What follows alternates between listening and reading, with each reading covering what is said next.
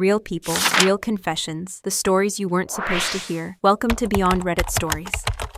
I remember the silence first. It wasn't the kind of silence you get in church on a normal day. It was heavier, like the air had been pulled out of the room.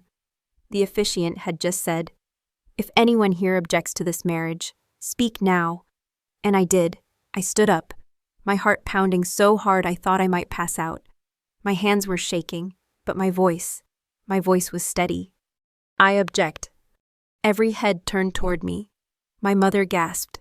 My father whispered my name under his breath, like a warning, but my eyes were locked on the man standing next to my sister in his perfectly tailored suit, smiling like nothing was wrong. The man she was about to marry. The man who 3 nights ago had sent me messages that no decent brother-in-law should ever send. I took a deep breath. "This man," I said, "isn't who you think he is. And if you don't believe me, I can prove it." Gasps, murmurs.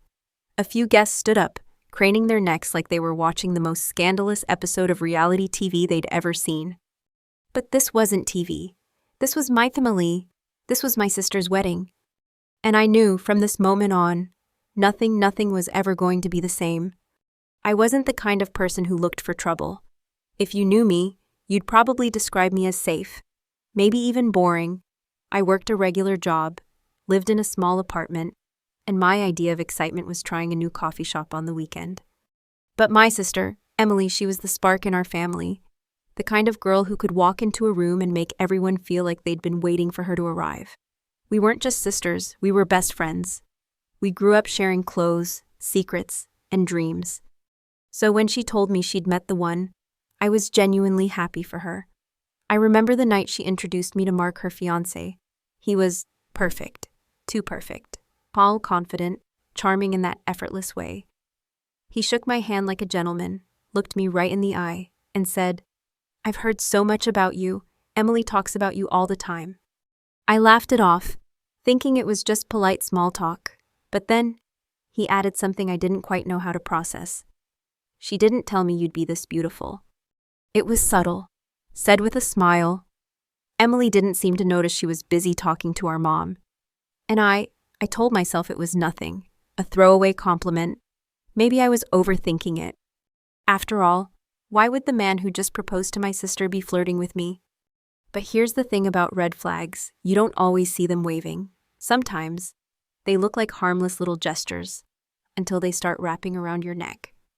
And looking back, that was the first one. The second time it happened was at Emily's engagement dinner. We were all seated at this long, beautifully decorated table in a private room at a fancy restaurant. Everyone was laughing, clinking glasses, telling stories. At one point, Emily excused herself to take a phone call from the wedding planner. That's when I felt a buzz in my pocket, a text, from Mark. It was a single line, "You look incredible tonight. That dress, wow." I froze. My first instinct was to check if maybe he'd meant to send it to Emily. But no, my name was right there at the top of the message. I didn't reply. Just locked my phone and told myself, maybe he's just overly friendly. Maybe this is some weird attempt at bonding. A week later, we ran into each other at a grocery store. Total coincidence. I was picking up snacks, he was grabbing wine for a guy's night. At least, that's what he said. We ended up chatting in the wine aisle. And then just like that he said, "You know, if I had met you first, things might have been very different." He smiled when he said it, like it was some kind of joke, but it didn't feel like a joke. It felt like a test. After that, the messages started coming more often. Little things at first, "Hope your day's going well. You'd look amazing in red." I ignored them, every single one. But ignoring didn't make them stop, it made him bolder. One night, during a family game night at my parents' house, Emily went to the kitchen to grab more snacks. The rest of us stayed in the living room. I felt my phone vibrate. It was a photo of him, shirtless, smiling, captioned "Wish you were here" instead of her. I nearly dropped the phone. My heart was pounding so loudly I barely heard Emily come back into the room. I shoved the phone into my pocket and plastered on a fake smile, but inside I was screaming. I didn't know what to do. If I told Emily without proof, she'd think I was trying to ruin her happiness. And if I showed her, I risked blowing up our family, our trust, everything. But then 3 nights before the wedding, Mark crossed a line I could never come back from. He showed up at my apartment, unannounced, with a bottle of wine. He stood in my doorway, leaning casually against the frame, and said, "Just thought we could have a little private celebration before the big day." I slammed the door in his face. My hands were shaking so badly I had to sit down on the floor. That was the moment I knew this wasn't going to stop. And if I didn't say something, my sister was about to marry a predator. The night before the wedding, I barely slept. Every time I closed my eyes, I saw Mark's smirk in my doorway. I heard his voice, low and confident, like he thought I'd actually consider betraying my own sister. I had the shirtless photo, I had the messages. That alone was enough to blow this whole thing wide open. But then, something happened that changed everything. Around midnight, my phone buzzed. It was a message not from Mark this time, but from a number I didn't recognize. "You don't know me, but if you care about Emily, you need to know he's been with me too." Attached was a picture, Mark, kissing another woman, in a bar, just 2 weeks ago. My stomach dropped. This wasn't just about me anymore, this was a pattern. He wasn't just reckless, he was dangerous. The next morning, I tried one last time to talk to Emily. I pulled her aside while she was getting her makeup done. I need to tell you something about Mark." She sighed, annoyed. "Not this again. You've been acting weird ever since we got engaged. I don't know if you're jealous or what, but this is my day. Please don't ruin it." I could see it, she didn't want to hear me. She'd already decided that love was going to win, no matter the cost. So I made my decision.